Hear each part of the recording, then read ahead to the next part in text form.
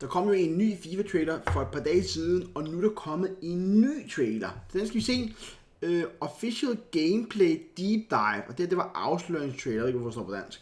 Det ved jeg ikke, hvorfor det gør. Men den skal vi i hvert fald se. Den er 11 minutter, så lad os se den. Og det er jo gamingplanen. Vi er jo det er opbygning til FIFA 23. Ikke? Vi er jo gang i FIFA 22 karriere, jo. Der er vi fuld gang i, jo. Og så, hvis der sker noget nyt i FIFA 23, så kan vi også lige se på det, du ved, ikke? Nå, lad os se på den her. We're in for a treat. Lad os se på den her. Lad os se, hvad den kan, ikke? Okay.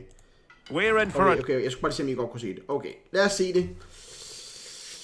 11 minutter, hold op, det er længe, men vi kigger på det. FIFA 23, det er jo lækkert jo. Kommer jo snart, ikke? 60 dage, 61 dage, vi ser.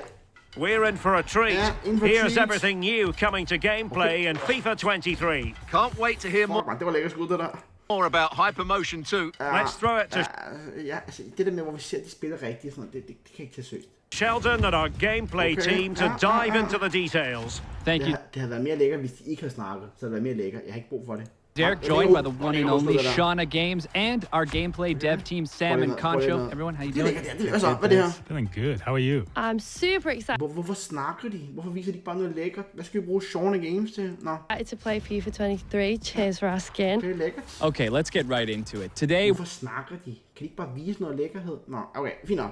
Hypermotion, Women's Club, attack, okay.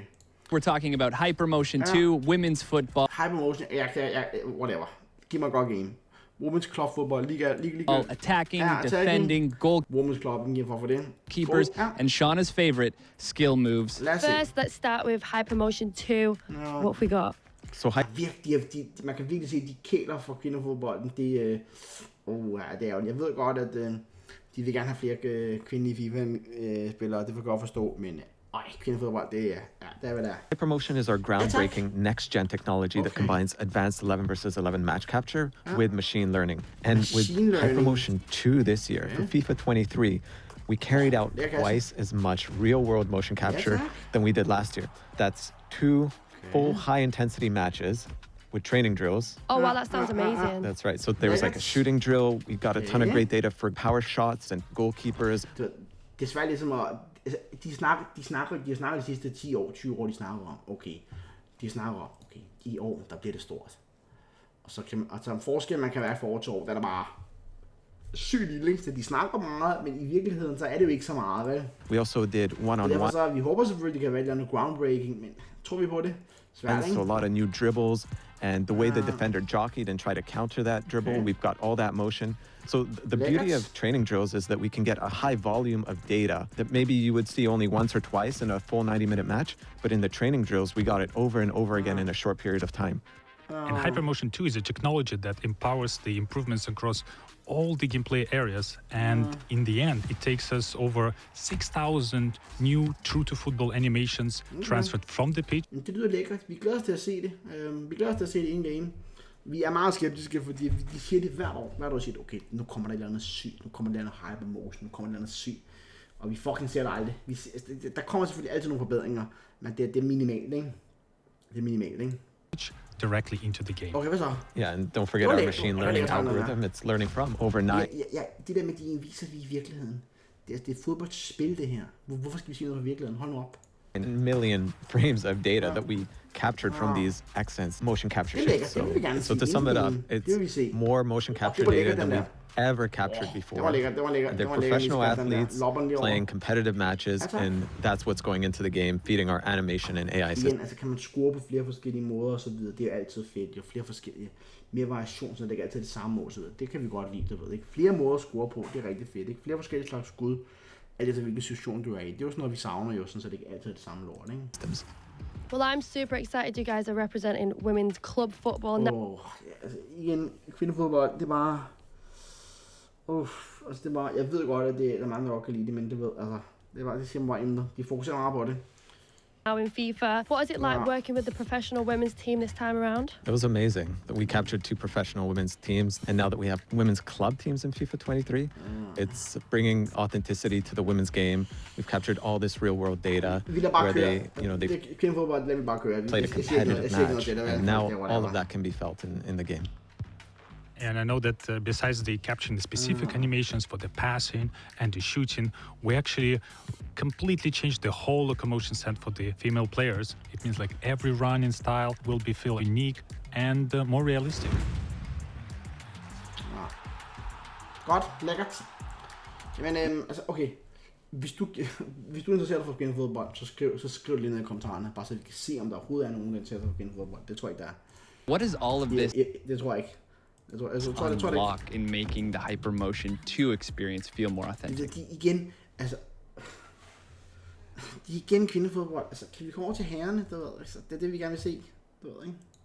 From the first moment you pick up FIFA 23, you're going to notice that dribbling is different. We've used the new animations that Hypermotion brings to enhance the responsiveness and the visual quality of dribbling.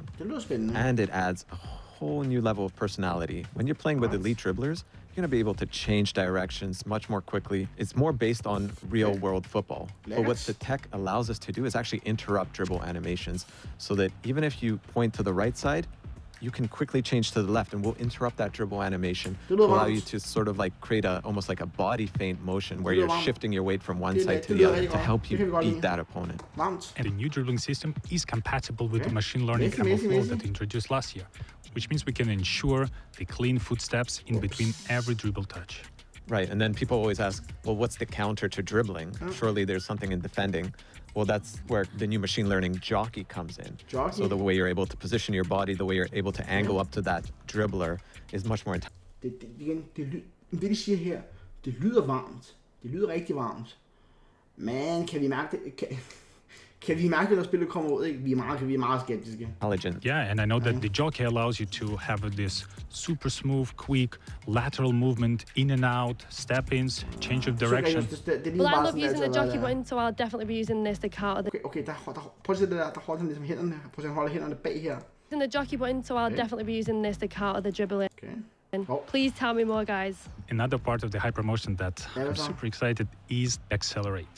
We know that the pace, speed, and acceleration, those attributes is probably the very first thing that our players look into. Exactly, like acceleration is very important. Yeah, inspired by the real-life players, we defined 3 acceleration archetypes. The explosive, controlled, and lengthy. The length is the strong physical players, but it's not only limited to defenders. Some of the strong physical attackers will also benefit from this archetype, which means they forskellige måder, hvordan de løber, og hvor hurtigt de løber over en lang periode, og hvor hurtigt de løber på kort bane, ikke? Might be not as fast on the very short distance, but will be able to accelerate and very long, powerful strides to really improve their speed and accelerate even further and get the edge over the longer distances.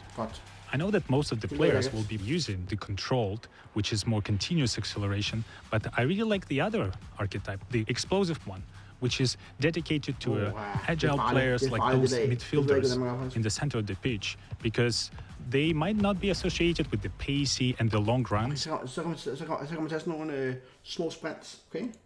But they have that killer quick first step. Oh wow, they're literally coming so fast off the mark. And it's not just the acceleration types that we have that are new this year. We also have signature run styles for those top players. I know Mbappe is one. We've got his unique running motion in the game right now. I know there was a few other players that you were keen to talk about, Sam. Yeah, my favorite one is Vinicius Jr. because he actually has 2 visually different run styles when he's dribbling with the ball and without. You can see when he's dribbling with the ball, his hands a little bit everywhere because he's so creative going in and out. But when he runs, it's more composed. And I know there's a series of the small, subtle changes in the way the arms move and the elbows move during dribbling, during running, during jogging. Jeg vil sige igen, jeg synes det er fint nok at kvindefodbold er med, og ja, det skal det da også være, det er da fint, men 99% af dem, der køber FIFA, giver ikke en fuck for kvindefodbold. Ikke en fuck. Så det fylder for meget i forhold til, hvor mange interesserer sig for det. Det er fint nok, at de gerne vil have det med, jeg synes det er fint, der skal der også være både herrer, ligesom når man køber tennisspil, skal der også både være herrer og damer 100%, men det fylder for meget i forhold til, hvor mange der interesserer sig for det. Alt for meget. Men fint nok, her er vi. And the collection of those small changes really makes a difference. Oh wow, that's sick. Igen, de har vist 99% kvindefodbold. Men harder, okay? seeing so many new additions on the Hypermotion side, but there's really a lot happening in gameplay overall this year. Let's start on the offensive side of the ball. Sam, what's your favorite way of scoring a goal? My favorite one is a power shot. Power shot is a new high-risk, high-reward mechanic that requires a little bit more precision from you, but at the same time, it will result in one of the most powerful, most exquisite animation I've ever seen in FIFA games. With power shots, you can actually do this in a number of different ways. Det lyder sygt, det lyder sygt. Det lyder meget spændende. Jeg håber, at det her det kan være fedt, så man kan score, du ved. Så man kan score på nogle sygeskud, så det ikke altid er det samme. Det lyder spændende, det her. Det lyder rigtig spændende, power shot. Det lyder meget spændende. Take it off the dribble, or you can take it first time. Top bins all day, every day. For sure. For Shauna, always going for the top bins. But as we eye the back of the net here, is there anything else to help players score more goals? Last year, we introduced composed ball control. This year, composed ball striking allows players to control the ball with that first touch and set themselves up for a volley or like a bicycle kick. You take one touch to control the ball and then fluidly step into the shot. So the beauty of it is that you're setting yourself up with that thigh touch or that chest touch so that you can really step into. Det lyder farligt, det der, fordi så bliver skillgabet endnu større for dem, der går på. But with power for the shot. Det lyder farligt. And now to an area where we have a little more time to find different. Det er lækkert, det her. Det er lækkert. Det er altid fedt, at de leger med frisparksspillere. Problemet er bare, at den måde FIFA er lavet på nu til dags, når det er tryhard som meta, det er, får man næsten aldrig frispark, fordi de gode, der spiller FIFA, jamen, de laver aldrig frispark. Fordi de laver aldrig glidende tackling, og det begrænser, hvor mange frispark der kommer, når du tackler sådan normalt. De rigtig gode spillere, de tackler nærmest ikke, de intercepter bolden. Så de løber ind i, de intercepter bolden. Så det der med frispark, det er sgu ikke tit, man får frispark, det er det sgu ikke. Men det skal selvfølgelig være der. Men det er en af de ting, der mangler i spillet, du ved. Hovedmål mangler, og så frispark, så man fik flere frispark back in the day, da man ikke var så god til FIFA, hvor man lavede flere glidende tacklinger. Der er ikke mange tryhards, der har glidende tacklinger, det er der ikke. Different ways to score. What's new with set pieces in FIFA 23? In FIFA 23, we redesigned all set pieces mechanics. The new penalty kicks will have a more intuitive aiming system, but the key piece of the penalty kicks this year is a new circle shape composure bar. If you time it right, you will have a more precise shot, which means you can also power it a little bit more. Holy shit.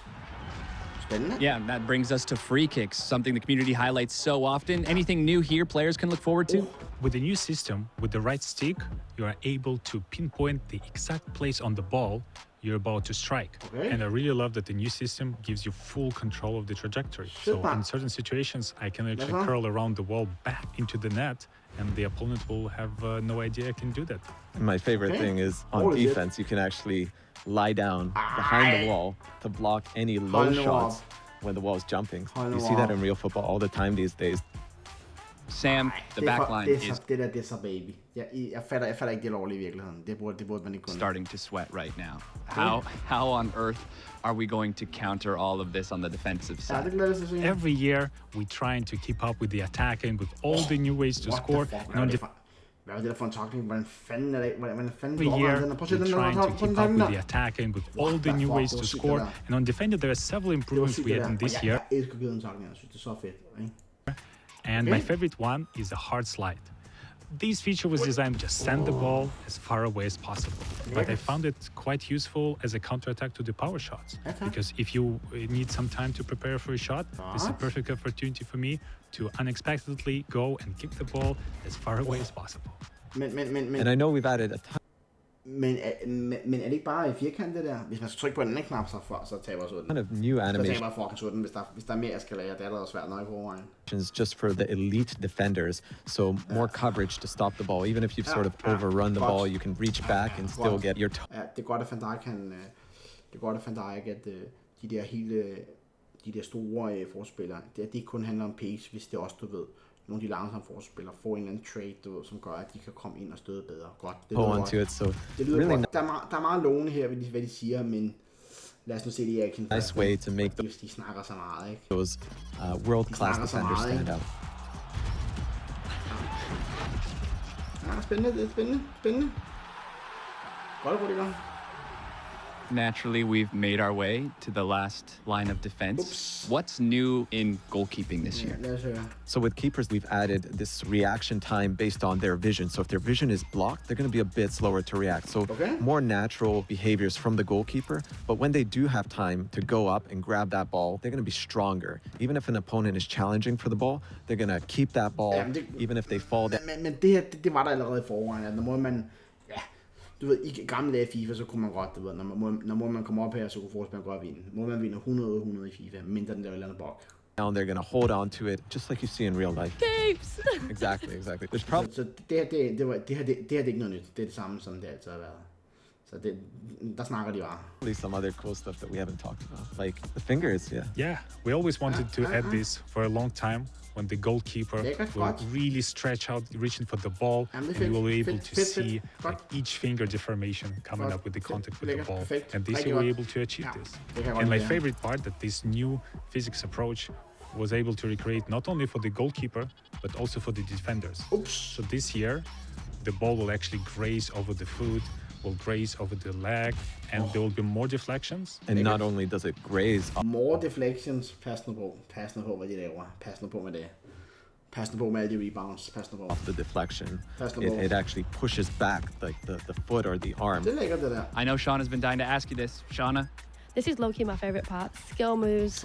What's new? Tell me everything about it, please. Skill moves. De skal bare sige, det er bare fjernet. Det er det bedste, der kan ske. Det sker aldrig, fordi folk elsker det. Men fjern det. Eller gør dem mindre powerful. Lad os se, hvad de siger. Please, I'm dying to know. There's so many new things with skill moves, actually. But my favorite part is the left-footed skill moves. This is something the community has been asking for many years, and we finally got that into the game. So if you're Morris, for example, you can actually do an elastico skill, and he'll use his left foot to do that now. There's so many other skill moves to talk about, like Mbappe, right? The way he fakes a shot. I really love the fake shots because it's one of the easiest and most reliable skill moves to perform in the game. And I know that this is available only to the elite players. And we also have a stutter feint skill move where they feint one way and make you step the wrong direction. My favorite new skill moves is a heel fake to ball roll. It's good. I mean, I've been using it already in the game, and it's a skill move where you actually use the heel. Det gør ikke så meget forskel for mig. Det gør ikke så meget forskel for mig, om de får nogle nye skill moves. Det gør det ikke, men FIFA skal have mindre skill moves. Jeg ved godt for at sige, ja, men det er for de tryhard, så videre. Jeg ved godt, men jeg kan ikke så godt lide skill moves. Jeg synes, det er fint nok, de er der, men hvis de fjerner dem, det vil ikke gøre mig noget. Heel to fake a pass, and then you do a ball roll to the other direction. Hold op. Oh, wow, that's sick. Well, this is going to be great content for me. Totally. I'm loving all of these new updates coming to FIFA 23, from women's football to new shooting mechanics to all new ways to defend. And your first look at what Hypermotion 2 is bringing to the game. That does it from the pitch. Derek, back to you. Thank you very much for that. Can't wait to lend our... Pre-order FIFA 23 Ultimate Edition før 21. august. Jeg har pre-orderet det i går, så det er lækkert. Og få en World Cup Foot Hero Item Player. Det vil sige en af dem her, eller en af de andre. Så det er fint. Altså, jeg kan virkelig anbefale den dyre station. Jeg kan virkelig anbefale det. Altså, der er så meget værdi, der er så meget lækkert i det. Jeg kan virkelig anbefale det, hvis man har råd, selvfølgelig. Det er jo ikke alle, der har det, vel? Commentary to the world's game this year. The world's game. Ja. Skal vi se, hvad de siger i kommentarerne? Lad os lige se, hvad de siger i kommentarerne. We're in for a treat. Hvad siger de i kommentarerne? Er de negative? Er de negative kommentarerne? Det kan de jo godt være, jo. Det er de jo. Det er jo kritisk. I hope if we can find at shorts and socks. Yeah, okay. More realistic approach for the gameplay. I hope someday we game into at least change something make the game better. They know the players are grabbing it because there's no... Det er rigtigt. Ja, det er rigtigt. Der er ikke nogen competition til FIFA. Derfor kan de gøre, hvad de vil. Ikke? The free program definitely have to change to robotic. Can we see 7 seconds of gameplay and 2 minutes of cinematics? Ja, de er ikke positive. Ja, det er ligegyldigt.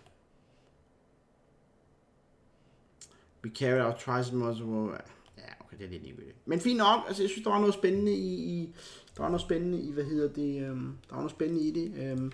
Det så spændende ud med defending, så spændende ud. Det der power shot, det lyder lovende. Det lyder spændende. Defendingen synes jeg også lyder spændende. Målmændene redder med fingrene nu også, og så videre. Spændende. Altså positivitet. Men for mig kvindefodbold, Og de snakker jo altid røven går, og hvad der så rent faktisk sker. Det er ikke så meget. Altså problemet er med FIFA, at den måde, man programmerer det på, man kan jo ikke lave et perfekt spil. Jo. Så der er mange, der siger hvert år, at FIFA det er lort. FIFA det er ikke lort overhovedet. FIFA er slet ikke lort. Problemet er bare, at det er umuligt at lave. Det er umuligt at lave, så folk forventer noget i FIFA, som du ikke kan lave. Du kan simpelthen ikke lave det, ellers var det her, de har lavet det. Ikke? Vi glæder os som et lille barn til FIFA 23. Følelsen af, når du åbner FIFA 23 første gang, også bare de der, du får de der 10 timers spilletid, det er. Du er inde på webappen, du sidder der, og du laver den første SBC, du spiller de første 50 kampe, vi glæder os så meget FIFA 23, ikke? Så hvis du skal se FIFA 23, så du skal så på kanalen, og lige nu, der kommer der en karriereepisode. Jeg spiller Manchester United karriere, kommer op hver dag, ikke? På kanalen her. Og så, lige nu kommer der både Baldur's Gate og Foregræs op på kanalen og så videre, men når vi kommer tættere på release, så kommer der kun FIFA på kanalen. Nu går vi fuldstændig FIFA, Marie. Så husk at sove, hvis du ikke gør det, baby. Men ja, fint nok trailer her. Der er nogle spændende ting, men vi skal se det, før vi tror det, ikke? Vi skal se det, før vi tror det, ikke, baby? Hvis der sker noget spændende i FIFA, så skal jeg nok være der. Hvis der sker noget spændende update i FIFA 23, så skal jeg nok være der, baby. Hey!